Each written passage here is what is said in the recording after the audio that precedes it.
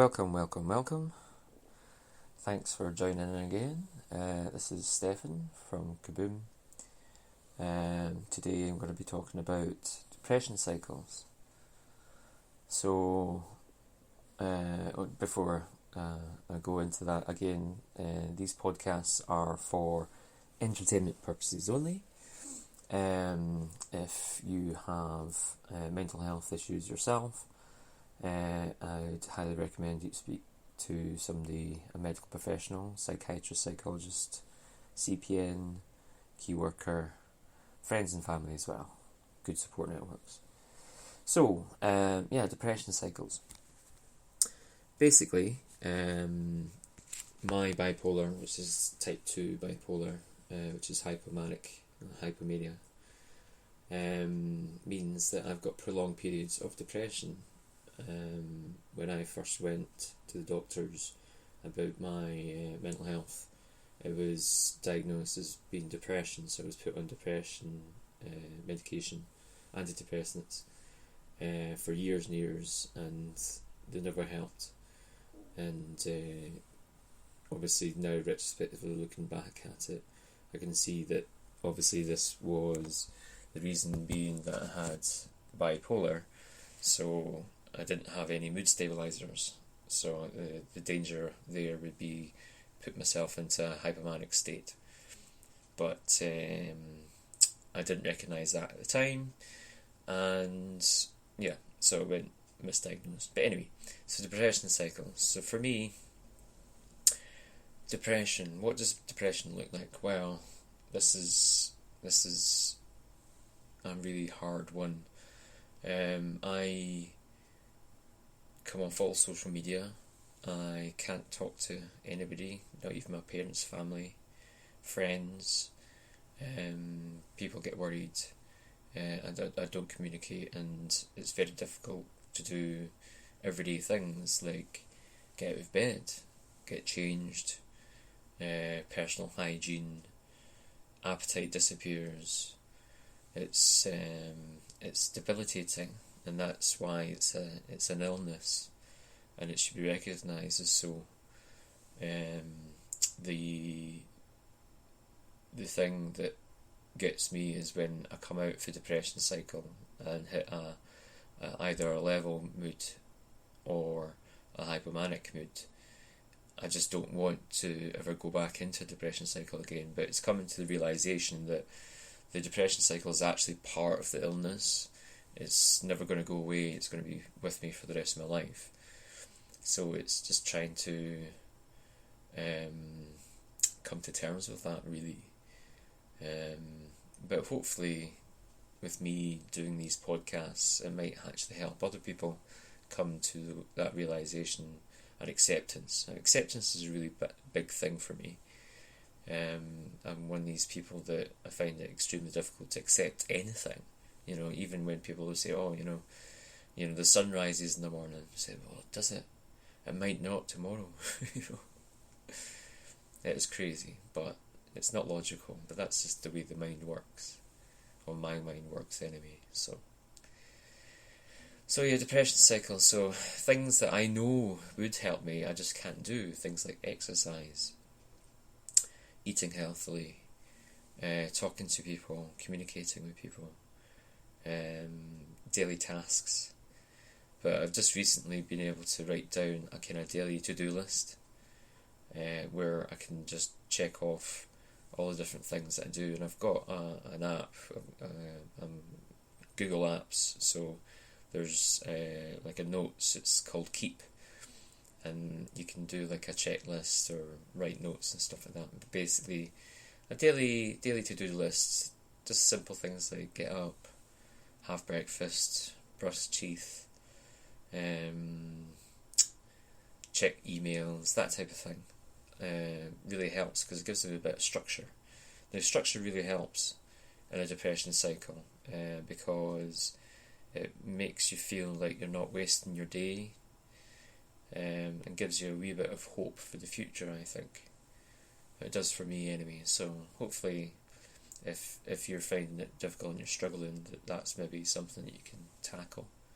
maybe not too big, even just writing down things that you could do or you would like to do during those times where you just feel that you can't. Going outside, getting into nature is really good. It's a spiritual thing as well. I lose that kind of spirituality connection when I'm in a depression cycle. I find it easy to do when I'm in a level mood or a hypomanic mood to be able to do meditation for different things. But when it's in the depression, just everything just goes out the window. Game's a bogey, as we would say in Scotland. So it's just a case of being able to try and overcome these things. So I'm a key worker and CPN, always trying to reach outside my comfort zone, because that's quite important. Because if you're unable to do things in a depression cycle, one of the ways of being able to overcome that is coming out of your comfort zone.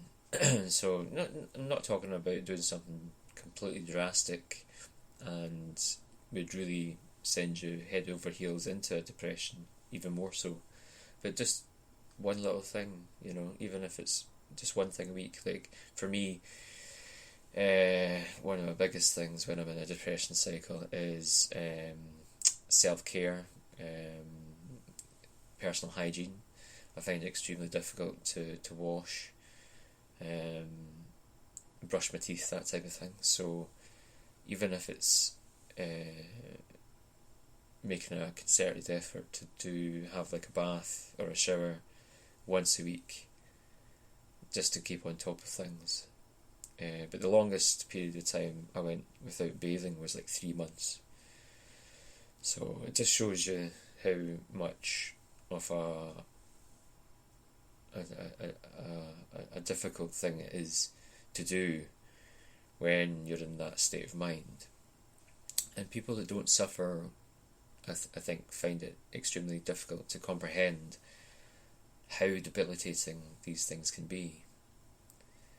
So hopefully, again, with these podcasts, it helps people with mental health issues, as well as people that don't have mental health issues that maybe care for somebody that does. Maybe this is a good resource, and hopefully if you can reach out, I've got all my contact details in the podcast. If you feel that you want to reach out, contact me, drop me an email, steph@kaboom.land, or drop me a wee text, or give me a wee phone call. My telephone number's in the bio and the information on each of my podcasts, so don't be afraid to get in touch. And as time goes on, hopefully this becomes more popular podcast, and able to do a bit more interviews with other people that suffer themselves. So watch this space. Hopefully this will become more of a resource, and that will be good. So my main concern with my bipolar is the depression cycles, because it's quality of life. These are the times where in the past I've considered suicide and suicidal ideation, and nobody can help. Nobody, and nothing seems like it will help. And it's all off my own back to be able to get myself through these things. Because at the end of the day, it's up to me or yourselves to be able to get yourself out of it. But the struggle is real, It's very difficult. So, positives in the depression cycle. Well, for me, I've come to the realisation after years and years of having bipolar, is now I've come to realise that I need the downtime. I need the time of just being away from everything and catching up on my sleep, my rest, because in the hypomanic states I'm going at 110 miles an hour, and in both states, the hypomanic and the depression cycles, it actually damages the brain, medically proven to do that. So each time I change, it physically damages the brain.